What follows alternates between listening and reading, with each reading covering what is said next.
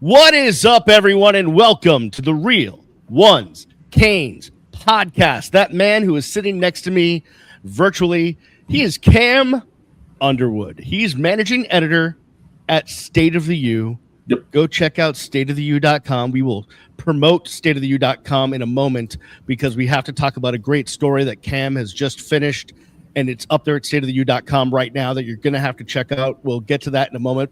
You can follow Cam on the inter-cyber webs at Underwood Sports. I am Brian the Beast London. Follow me at Miami Radio Beast.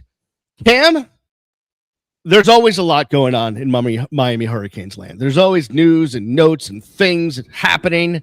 So real quick, we are recording this Thursday afternoon, May 7th. And just breaking about an hour or so ago, we will start with this. A game time has been announced between Miami and Notre Dame in South Bend. What? On November 7th. Oh, my goodness. Can I guess? Sure. Prime time on NBC. You are correct. NBC and Peacock will carry the game at 7:30 p.m. I'm guessing that's Eastern? South Bend is in the Eastern time zone, yes. Oh, yeah, that's right. I forgot. It's just, okay, yes, you're right. It's just in the Eastern time zone. You are correct there. So 7:30 Eastern, Miami and Notre Dame, and that's going to be amazing. Under the lights, South Bend. It's going to be amazing up until the part where I'm driving back to a hotel in the middle of nowhere at 1 a.m. Yeah. I mean, hey, it's a good pilgrimage to make. I went back in 2016 for that game up there. If you are staying in Chicago, because that's what I did, because, whatever. Chicago's in the Central time zone, and South Bend is over the line into Eastern time. So if you're going in and stay in Chicago, it's an hour earlier than you think. It is not in the same time zone. So flying to Detroit and stay somewhere in Western Michigan and drive on down or whatever, or Northern Indiana before you hit the date line or the time zone line, that might be the way to go. But, I mean, look, there was never a chance that this game was going to be any other time but prime time on NBC. It's a Notre Dame home game, so it's going to be on NBC, and they have one exclusive Peacock game, but that's early in the year, and they were not going to do. This was not going to be it. This was not going to be it. So, I mean, come on. Like, I'm glad that they removed all doubt and they said the thing, but like it was always going to be primetime NBC. Boom, done. By the way, in the way too early odds aspect of this, Miami's already a 5.5 point dog to Notre Dame in that game, which, obviously there's 2 months of games before we even get to November. So I don't know how you can have a line, but hey, if you want to go put my money down on the Canes to cover the 5.5, feel free. Yeah. And I mean, for those who are not major betting people, a normal home field advantage for even teams is 3 points. 3 points. So that would be Notre Dame -3. So what they're saying is Notre Dame is demonstrably better. And then there's actually a big change in projection when you hit key numbers, like going from 3 to 3.5, from 7 to 7.5, from 10 to 10.5. So, I mean, you're closer to a touchdown underdog or favorite for Notre Dame than you are 3 points. I mean, because it's 1.5 points to 7 and it's 2.5 points down to 3. So you're closer to a touchdown underdog than you are to an even team, normal home field advantage kind of a situation. Feels big to me. I think these teams are more even than mismatched in any way. I'm not even saying I think that Miami should be favored, even though in my heart, I want them to be favored and I expect them to go win. But with teams evenly matched, I would expect it to be closer to 3 than it is. But hey, we're in the middle or beginning of May, and we're a solid 6 months from the game, like literally to the day almost. It is what it is.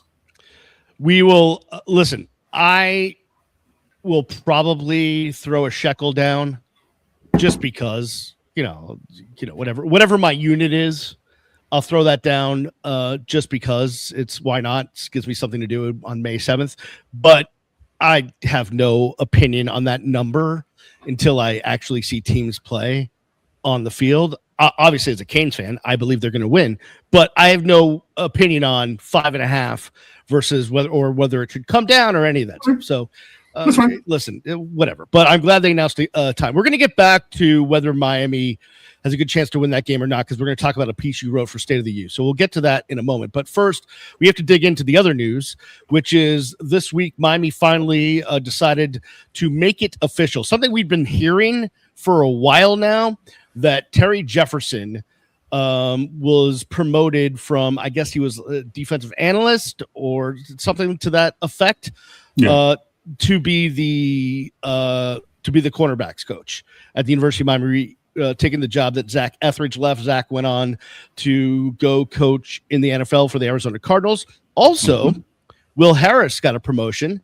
to be the safeties coach and defensive pass game secondary coach, right? And defensive pass game coordinator. He was a safeties coach, I think, right? Yeah.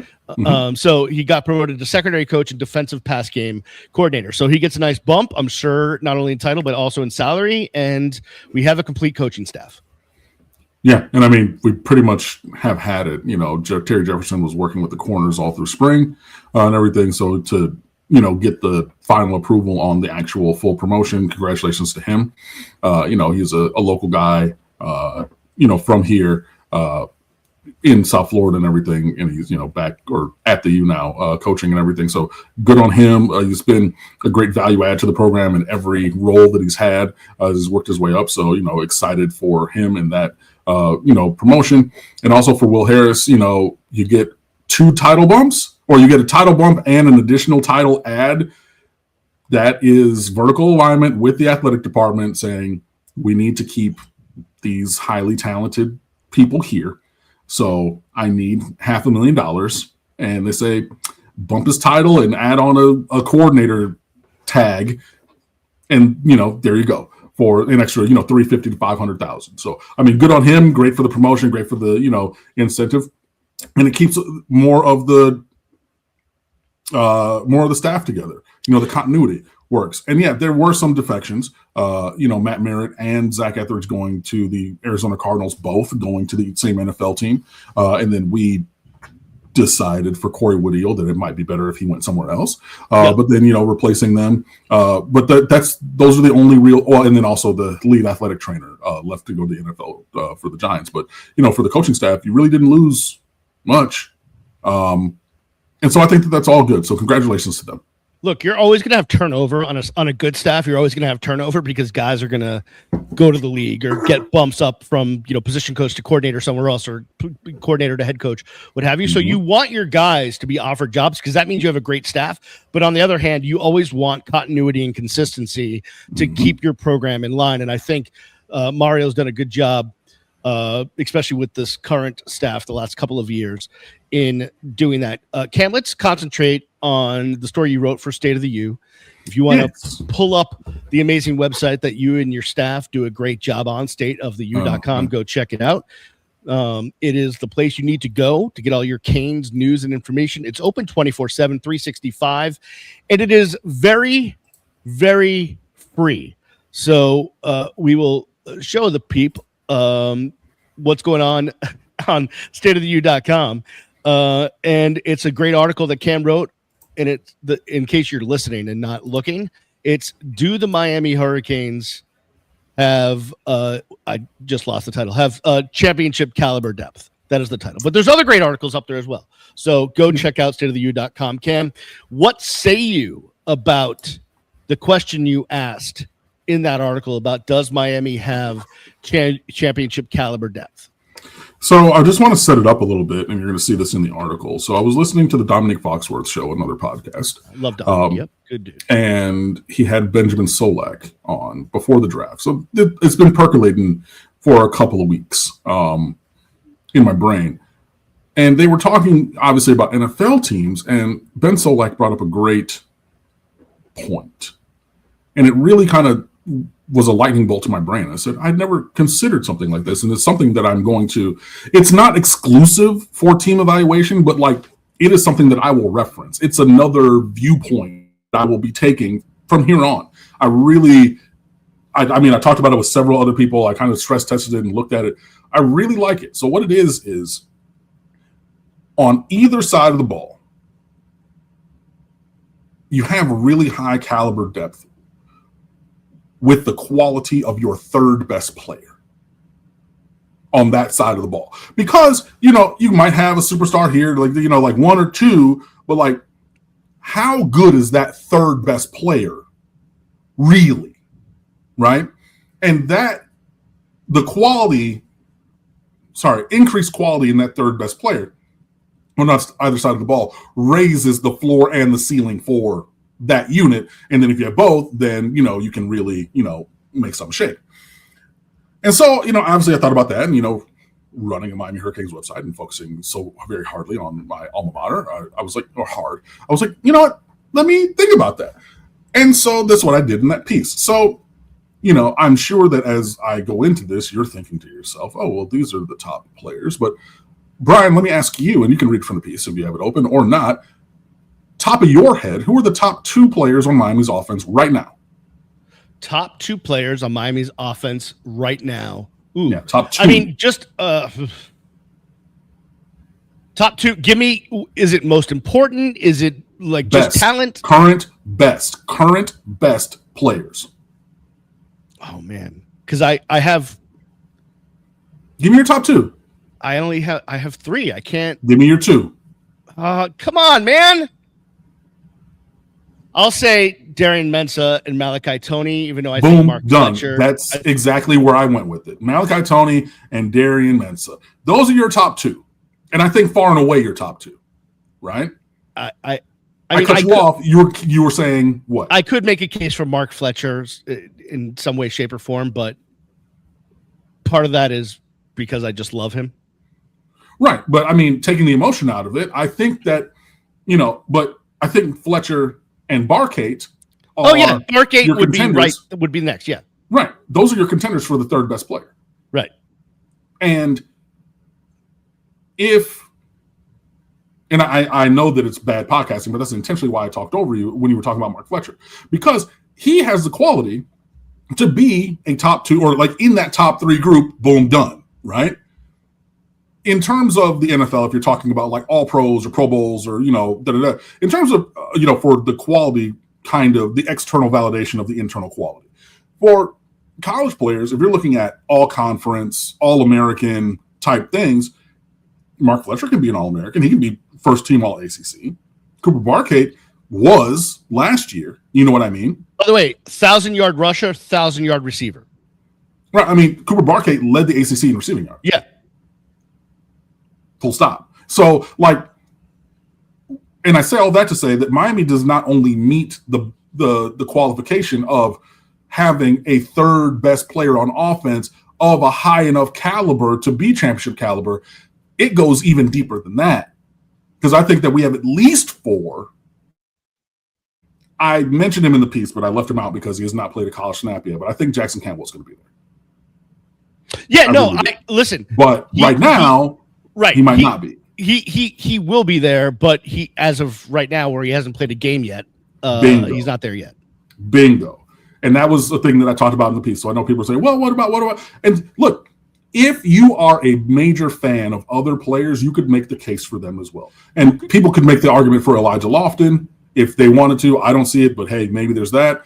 I mean, you could talk about a Samson Okunlola, you can talk about a Matthew McCoy, but when you have a firm 4 and a possible players on the list of the caliber of, that kind of top 3 range on offense, I clearly believe that Miami has championship caliber talent on offense. And that's even without getting into Gerard Pringle, the resurgence of Jordan Lyle and other. On defense, same question. Who's your top 2? And yes, only 2. Defense top 2. Ooh, this one's a bit tougher for me. Okay. Let me marinate for a moment. Ooh. Listen, it's is Moten healthy? There could be a Lightfoot. There could be, not Lightfoot. There could be a who am I thinking of? Damon Wilson would have to probably be there. I forgot he's a portal transfer from Missouri. Okay. So it's probably Damon Wilson 1, And you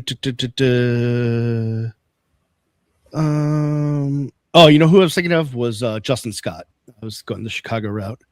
Trying to think of, Mo Touré is really important, but is he the best?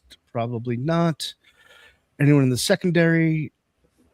I think you're overthinking it. Who's your top two best players on defense? I would go Wilson and Moten if he's healthy. Boom, done. That's exactly who I had. Nice. Damon Wilson and Ahmad Moten Sr.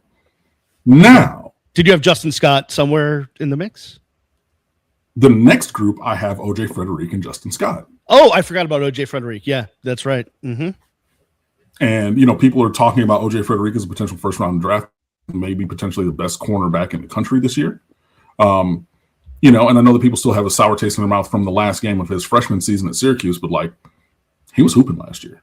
Yeah, he was really hooping in the national championship game. Yeah, I know that Indiana hit a couple incredible back shoulder pinpoint throws, but, like, every defensive back is going to give up completions from time to time, guys. By the way, the best cornerbacks, you don't hear their name because they don't get thrown at, because offensive coordinators and quarterbacks alike know, hey, we don't go in that direction. And, like, if you think about it, when was the only time that really a team challenged him? It was Louisville on shallow crosses to Chris Bell and just letting him run away from O.J. Frederick because, like, Chris Bell's, you know, 4'3" or sub 4'3" guy, and O.J. Frederick is not that fleet of foot. But, like, beyond that, like, yeah, he was really, really good. But my point of that is I think that you have another solid couple of candidates. Oh, hey, how about maybe Xavier Lucas? Oh, hey, how about maybe Zachariah Poyser? And then you mentioned Mo Touré, right? Oh, hey, what about Bryce Fitzgerald? Potentially being that like third or fourth best guy. I just gave you 5 or 6 players in the conversation, and I think that the top, like, 3 of them really being Scott and Frederick, and then maybe either Poyser or Lucas, whichever one you want to pick. I think those guys really give great quality to that next level behind your top 2. And I didn't even mention Omar Thornton yet, depending on where you want to get him to fit in, right? So true. Even though I think compared to last year with Bain and Mesidor, I think maybe the top 2 aren't as good right now as the top 2 were last year. But I think that, like, 3 through 8 are all better. You know what I mean? So I think it's a minor step down from the real super duper duper stars at edge rusher last year on those 2, but everybody else is better.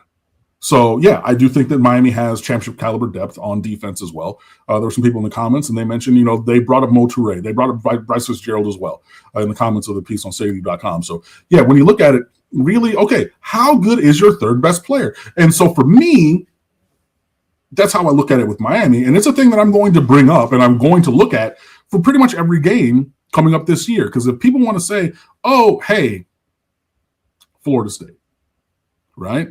Cool. Who's your third best player on offense and defense? And how good are they and how well are they performing? That is something that I think will bear itself out to be true, to have an impact on games. And then this is not exclusive of any other evaluation, right? Oh, we're not doing well on third down schematically. Oh, there's a guy injured. Oh, there's a freshman who's killing it on scout team who earns carries and then he goes for 112 yards, i.e. Gerard Pringle last year. You know, there are other things to consider when evaluating a game and a team. This is just one that is definitely going to go in my Rolodex that I'm going to refer to. And yeah, so I appreciate you letting me have that soapbox. This is, like I said, something that I've been talking about or looking at since before the NFL draft. I really like this kind of viewpoint and evaluation, and I'll return to it. Good job by you. I like the article idea. I love the fact that we will be next season going back to it and being like, was Cam right? What was Cam's thoughts on this? This is all good. This is why people need to go to State of the U, so they get content like that. Come on, each and every day for free, just being pumped out by Cam and his staff. Let's go. Just do it. Just get there. Come on. Come on now. All right, can we switch focus real quick to recruiting? Sure. Can we discuss the Mark Matthews saga? Sure. Okay, Mark Matthews, for those of you that don't know and aren't recruitniks, and I'm not either, but if you haven't seen Mark Matthews' name or haven't been following the story, you literally have been, I don't know, in the wilderness. Mark Matthews is by far the number one offensive tackle in the country. St. Thomas Aquinas, from here in South Florida. And we told you on the show a couple weeks ago, he was spending like 5 days at Texas A&M. And it really looked like, despite the fact that Miami was going to probably be able to have more NIL money, despite the fact that it's in his hometown, all of these things, these factors, just wait a minute before you give me the stink eye. Despite all these factors, that it looked like he was going to go to Texas A&M. Not so fast, my friends. So a couple days ago, when we thought he was going to make his commitment any moment now, he said, nope, I'm going to postpone my commitment, and I'm going to take an official visit to Miami. Oh, by the way, he was supposed to go take a trip to Ole Miss. He did not do that. So now, I don't know. Miami's getting an official visit. Sounds pretty good to me. There's always a chance. I mean, there's always a chance, even if he would have committed to Texas A&M. The only thing that I kind of twisted my face up at is the more NIL. Like, I know that Texas A&M has lots of oil money and whatnot, so I think it would be at least comparable, to the market rate. I think. I guess what I was really implying is that Miami's willing to spend whatever it takes to get this kid. For some guys, they have a point. Right? Like they'll be like, listen, we've reached our ceiling on you. We have fun somewhere else. We will use our resources allocated somewhere else. But for Mark Matthews, I believe they are all in on this player. Oh, fair. I will agree with that. But yeah, it seems that, reports of our demise were greatly exaggerated.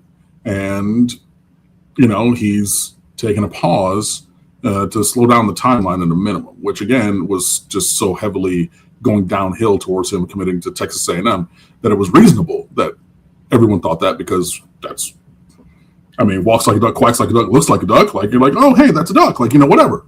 But yeah, this is, I would think, positive for Miami. First of all, he didn't commit somewhere else. That's a net positive. When the general consensus was like any day now, a couple of weeks ago, he was going to commit to A&M. So yeah, Mark Matthews will be taking an official visit to Miami, and we're going to continue just to recruit the players that we believe that we want in the ways that are authentic to ourselves.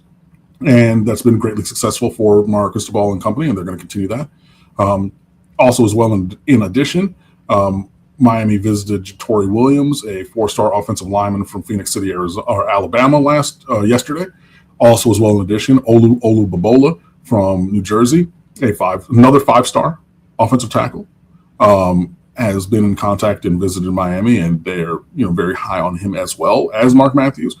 You could get both or all. And we have Sean Tatum already committed, who's a blue chip, so you could have 4 to 5 blue chip offensive linemen all of a sudden in this class if things go the right way for Miami. So yeah, it is a benefit that Mark Matthews did not commit to A&M and is going to be taking a visit to Miami, and as well as the other players that I mentioned. We will continue along that recruiting path.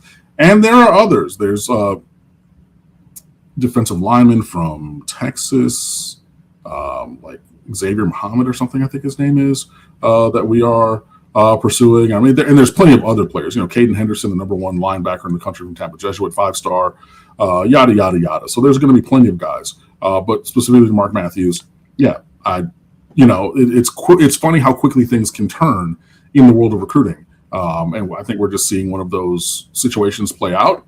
And we're going to continue to fight the good fight of faith all the way to the end. Real quick, and I don't want to get too far. This is getting nuts because I'm not a recruit, Nick, but I do know because I was reading the other day. The number 1 player in the country for 2028 is a kid out of Columbus now, Amir Sears. Yep. He's the number 1 player by far in the country. Formerly of West Broward. He transferred right, to Columbus. Right, exactly. Should I care? Yeah. Why not? Okay. Why would you not care? Well, I don't know. I didn't know if this was one of those ones where, like, you know, I don't want to get my hopes up, and you know, he's going to go to LSU and blah blah blah. I mean, that might very well happen, but I mean, Amir Sears is incredibly talented. You know, he's just been dominant at every level in every team. Like I say, you know, he's a West Broward, and I know that, you know, Joshua Moore went out there also previously, but yeah, you know, like Amir Sears is, you know, the truth. And then you got Bryson Wright, the 5-star receiver from Jacksonville Mandarin, also the one who was jumping over people with one-handed catches as a freshman a couple of years ago. True. He's also in the 2028 class. You know, 6'3", like 205, 210, almost wide receiver. Who was in very, very, very elite company. With that, I think that he's closer to Jeremiah Smith than he is to like a Jerry Jeudy, and Jerry Jeudy was damn good coming out of high school. Yeah, it was. But, you know, just from a physical build standpoint, you know, Jeremiah Smith he cuts a different profile, and I think Bryson Wright is up there as well. But, yeah, I don't want to take any shine away from Amir Sears. Like, this is a kid who can do it all. He is truly incredible. Transferred down to Columbus. I think he upgraded his education and his athletic training by going from West Broward down there. You know, and I wish him well. But, yeah, he has all of the tools to be the number one player when all is said and done in that as well, even though, you know, we see things reshuffle. But, yeah, early he is the number one player for 2028, which is a current sophomore rising junior, in case you were wondering about the actual chronology. So, yeah, still ways to go until he commits or finds his way to anybody's campus. But when he does so, he will be adding a pretty elite talent to whatever team he chooses. Cam, I'm going to break my rule of talking about the sport and team that I don't like to mention on the show. Miami Hurricanes baseball, everybody. Yep. Baseball. We're talking baseball. And listen, baseball is so passionate to me, is such a passion of mine. Miami Hurricanes baseball, especially because I did play-by-play on the games for years, both in college and professionally. And I've spent so much time at the Light. And listen, I was there for huge moments. Jason Michaels, home run against Arizona State. I think it was Arizona State in the regional. It was just so many big time, you know, Kevin Brown, just Pat Burrell. I've been there for a lot of stuff. So I love this team, but it's been frustrating the last few years. And they, after winning multiple ACC series in a row, 5 to be exact. Yep. They went to Raleigh and gave up 34 runs. Even in the first game they won, they gave up 9 runs. They gave up 34 runs in 3 games. They lost that series, winning the opener and losing the next 2. And it was frustrating. So they were coming home and they were going to have a midweek game against FIU. Except we got a press release that the game had been canceled due to field conditions. And I checked with a lot of people. Sure, it did rain in the Gables, but it wasn't like, you know, monumental rain. It wasn't like a hurricane coming through. It was some rain. Like if you had the tarp on the field, probably should have been fine. And then, of course, everyone was bringing up the great movie Bull Durham, because in Bull Durham, they weren't playing well. Things were going bad. They pulled into some city. They decided they needed a day off. So they snuck into the stadium, turned on the sprinklers, flooded the field. Boom, rain out. Couldn't have a game. Field was flooded. And I was like, wonder if Miami just, you know, maybe a couple players snuck in and turned on the sprinklers and decided we didn't want that midweek game against FIU. Also, would have been bad just in case they lost, because your RPI would have gone down, and now you're trying to play for postseason position. Just these things come to my mind. Okay. Yeah, as it is right now, their RPI is 33 and possible projected 2 seed maybe in Austin. Good luck with that. Yeah, pretty much. We just need to keep winning games. It's going to continue to be a challenge without Daniel Cuvée, who was out injured. Pitching has not necessarily been great. Management of the bullpen has not been great either.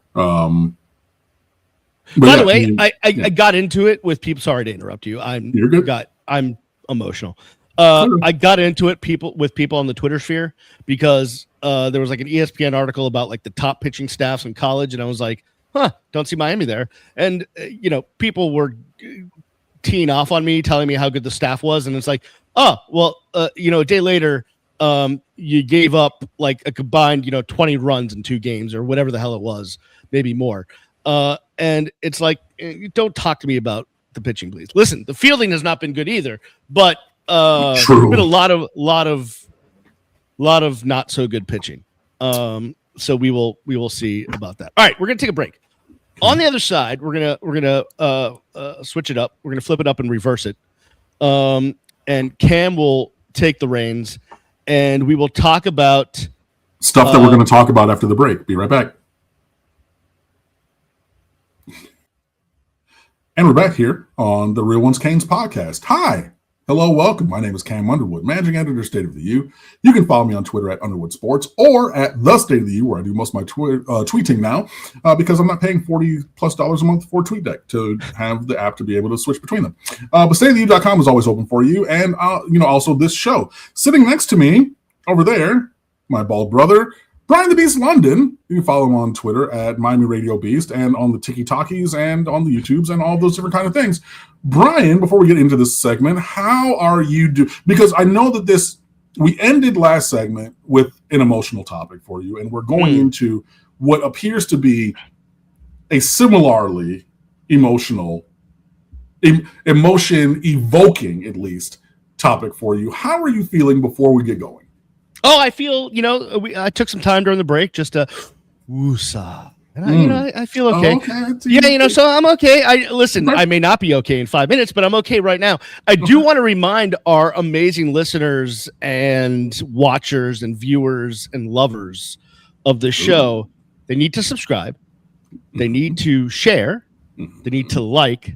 They need to comment. And if you're listening audio-wise, 5-star reviews would be amazing. 5-star, 5-star, 5-star. Yeah, there you go. Well, that is your call to action. Thank you very much. Give me 1 second. And so we're going to go into a conversation that was started, a couple of weeks ago. I know that you continued this conversation in my absence last week. Yeah. So in case you've been living under a rock, Dan Radakovich, the Miami Hurricanes athletic director, is on the job for the rest of this month. He is retiring with air quotes on June 1st. Whatever. He will no longer be in that role. Correct. Whether it was asked to retire or that was of his own volition, you can debate amongst yourselves, but I think that Brian's going to do that debate for you. So yes, you have told me that you've done a lot of big capital J journalism on the topic. You've spoken to some people. So with your subsequent conversations from our episode 2 weeks ago and your episode with Michelle Kaufman last week, what is the general consensus that you've gleaned from your conversations?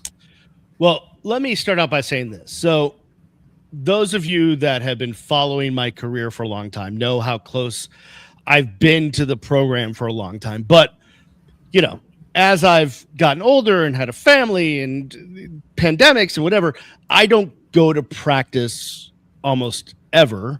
I do most of my following of the ins and outs of this team from my desk in my house in Broward. I do watch all the press conferences, but I do go to I cover all the home games. I cover some of the away games, and I still talk to people. But where I still have a ton of connections is there's been a plethora of Miami staffers over the years who have gone on to get massive jobs across college athletics and professional athletics and all over the place.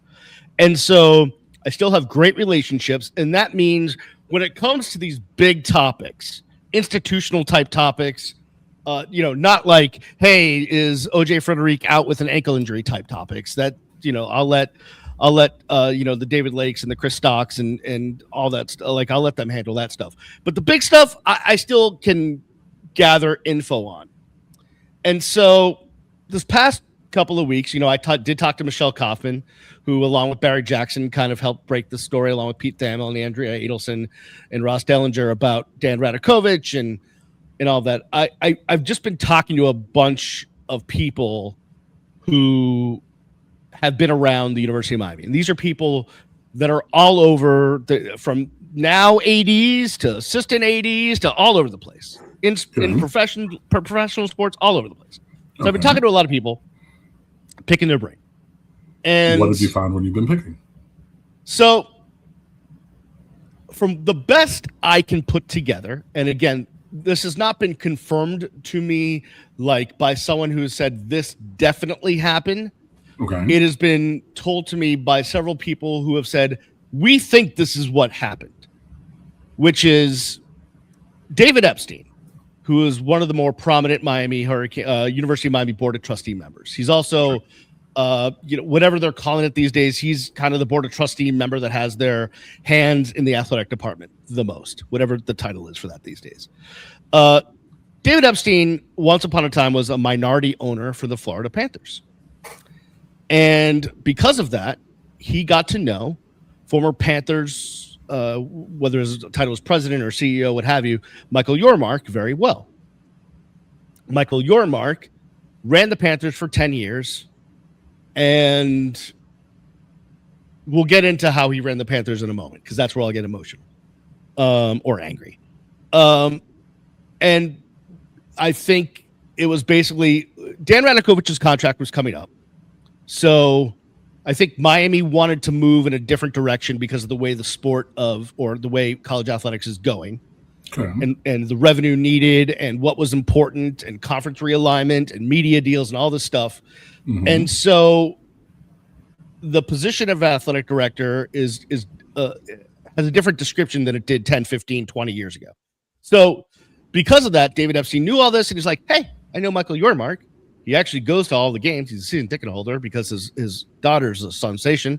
Like he lives in Boca. Like he's, even though he leads Rock Nation, sports agency, not there's different aspects of Rock Nation, but we can make this all happen. This could be great. And I think the president and Rudy, who are probably making this decision or are making this decision, we're like, oh, this guy seems to have all the bona fides and what we're looking for. So yeah, this sounds like a great idea. Until they got hit with the wall of pushback that has been what social media has been since the story came out. Because anyone that has been in South Florida for 20, 30 years knows the name Michael Yormark. Well, let me stop you there. Number one, I've been down here for 25 years, never heard, or 26 years, never heard his name. Okay. Number two, I just want to be clear. Multiple people that you have connected with and spoken to have presented to you that they believe correct that is the scenario. Right. That the Epstein guy knows Yormark, and then so what you just laid out is more or less your understanding through hearsay from multiple sources. Correct. Right. Okay. I just want to be clear. No one has said to me. No one has flat out said to me, "Oh yes, David Epstein called Michael Yormark." Blah blah blah. No. That has not been said to me. I've not been able to get that. I'm that student. I didn't ask for you or me. I asked for the people who might have lost track over the course of the conversation. So we're all caught up now. So we're at the point where Rudy Fernandez, also a board of trustee member, I believe he's the chair of the board of trustees. So Rudy is not the. He's the. He's not the chair. Whatever. Rudy is. I will look up his title, but he's basically the right hand man without a distinction. But so those two floated out, obviously, the name Michael Yormark because it was placed in the media, and so there's been this media social media backlash. So I guess continue from there. How do you view that? Do you think the backlash is warranted? Do you think that it's impacting the search? Like where do we go from here? Yeah, so it definitely, I believe, I think, I mean, I really felt like the way it was told to me is like Michael Yormark was going to be named the AD until they got hit with a wall of backlash. Okay. And it is warranted because the Panthers were one of the worst run organizations in all of sports for the 10 years that Michael Yormark was in charge. And not only on the ice, but off the ice as well. And I had dealings with them, and Michael Yormark, he wouldn't remember me, but because when I worked in sports radio, we had the rights to the Panthers. We had to deal with them in a lot of stuff. And first of all, I think of the 7 or 8 people I know that worked for the Panthers, only one has said they liked Michael Yormark. He is not a well-liked person. That's neither here nor there. That doesn't mean he can't do the job. 2, when you went to Panthers games, you may have seen a lot of corporate sponsors along the boards, on the ice, and it looked like, hey, man, the Panthers, even though they're terrible on the ice, and they were terrible, they've got a lot of corporate money, whatever. That was all hogwash. There was not many dollars coming in for that. What it was is Michael Yormark said, hey, I'll give you tickets and a suite and all this stuff if you allow us to put your name out here, so it looks like we mean business. There was trade for sponsorship for tickets. That was happening. And that's been written about a million times over. Okay. He was not good at his job. Now, there's a caveat, which is his brother, Brett, is the commissioner of the Big 12. And I think there was some feeling amongst the Miami muckety mucks that, well, this is good for us. If we, his twin brother is the commissioner of the Big 12, like we need that kind of, relationship, what have you. Who knows what the future of college athletics is and realignment and all that stuff. But, and I again, what I said is the position of AD is different than it was, right? It's not, the position of AD is no longer like making schedules and, walking around and making sure, the golf team has what they need and, making sure the crew team has the right oars, like all that stuff. Like that's not the AD anymore. The AD's job in 2026 is about revenue in sponsorship dollars and obviously always donor dollars. It's about media rights because that's revenue. And it's about the future of college athletics and navigating conference realignment and making sure that the University of Miami is in the right place where it needs to be if things start shifting. That's what it's about. I mean, I also want to say it is about the other things as well. The equipment and the apparel, because those things go together. But a lot of that has been kind of moved down to other people. Right, delegated down, and it's less because you think of it more like a high school athletic director than college. I understand. I just wanted to put that in. So, okay, cool. So you've spoken to a lot of these people. They've painted this picture of what has happened. You've detailed greatly your personal pushback and, your thoughts on the widespread pushback on Michael Yormark for athletic director. So then I ask you, Mr. London, where does that leave us, and where does that leave us now, and where do we go from here? So the other 2 candidates that have been thrown out there nationally, and I know both of them, Jeff Puritan, he went to Florida State. He started out as a SID, a sports information person, communications person in the Florida State athletic department. Back in the late 90s, I worked with him when he was there, or had a relationship with him there because I needed to book guests for shows and all that stuff. And then he moved on. He became the head of communications for the Orange Bowl. So worked with him there. And then he went on to Alabama, where he started in communications. But by the time he left Alabama, along with Nick Saban, he was basically Nick Saban's right-hand man. Everything that went, in order to get to Nick Saban, you had to go through Jeff. Okay. No matter what it was. Like Jeff was like Nick Saban's lieutenant in the athletic department. Okay. And then he's now moved on to take an AD job at a smaller school, I think Arkansas State. And now he works for Learfield. Learfield is one of these third-party companies like IMG and some others that buy up rights to college athletics media rights. And then what they do is they take the media rights, they operate the games, they staff the games, and then they sell the advertising in order to make the money back. So he is basically in charge of one aspect of Learfield right now. He'd be a decent candidate. The other guy that is a candidate is Jim Frivola. Jim Frivola went to the University of Miami. You probably, if you listen to the Le Batard show over the years, he was in that friends group of Le Batard and Hockman and, Fake Howard. Jim Frivola was in Le Batard's friends group, went to UM, spent a lot of time in sports sales down here in South Florida, working for, I think, the Marlins and the Dolphins. He then came back to work at the University of Miami as the assistant athletic director for external operations. Then he went to work for the Tampa Bay Lightning, the Tampa Bay Buccaneers, and now he's in charge of, he's like the co-CEO of AFC Bournemouth, which is a soccer club in England.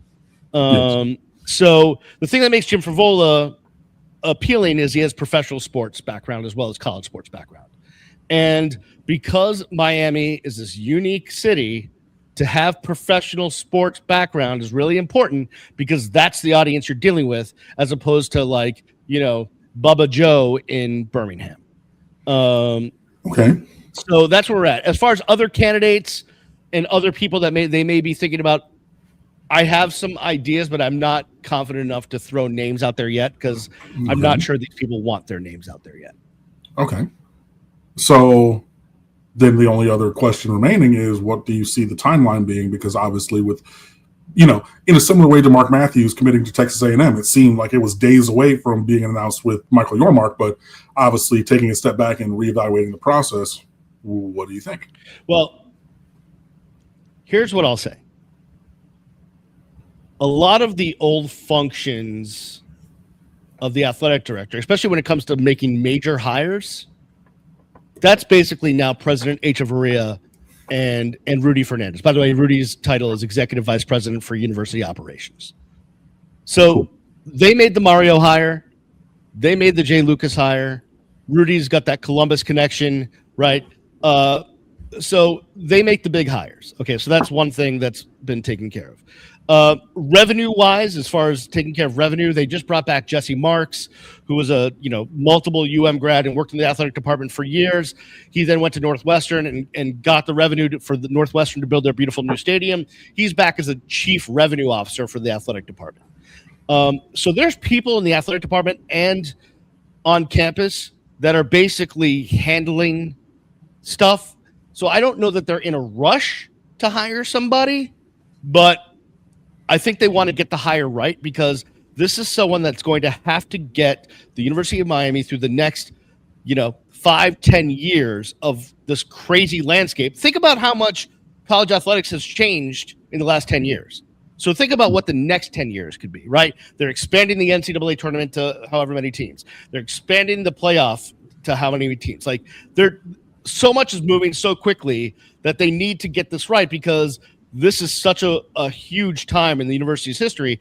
I would guess they're going to have someone on, in the next couple of months, but I don't know that they're necessarily going to rush this thing after they figured out, hey, maybe Michael Yormark's not the guy. By the way, they could still make Michael Yormark the guy, right? He's got a lot of powerful people on his side, but I think they had to slow their roll just a little bit. So, understood. The last thing that I'll ask you, ACC kickoff for football is July 15th to the 17th. Will Miami have a new athletic director in place for that event? I would think so. That's 2 months away. I would think so. Okay. I mean, unless, listen, weird things can happen, right? They can think they have the guy, then they pull out. There's some other thing, blah, blah, blah. But I think if all goes well, I think that sounds like a good timeline. All right. Is there anything else about the topic that you want to share or feel that you need to get off your heart? No, I think I got it all out there. I listen, all I would say is this. Yeah. Because people will think that I'm biased or whatever. Just go do, as we say in the whole stock world, DYOR, do your own research.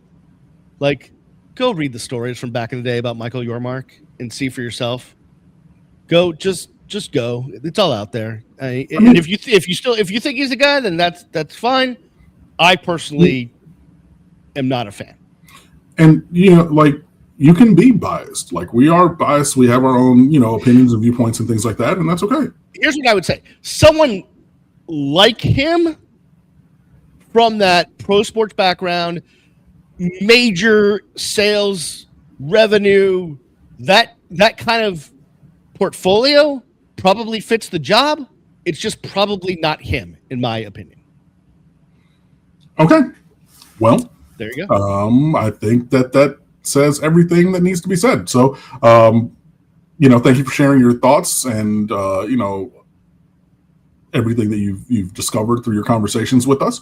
I'm sure that there are some people who maybe like me are more Switzerland to it and just, and there's other people, who are very passionate on the same side as you on it. So that would be a great thing for you to leave in the comments if you're listening or watching. But that, I believe, brings us to the end of today's show. So, it's been real, the real ones. So be sure that you like, subscribe, share, comment, and leave 5-star review in every place, any and every place that you are watching. For Brian the Beast London at Miami Radio Beast, my name is Cam Underwood, managing editor of State of the U. We'll see you next time. Take care.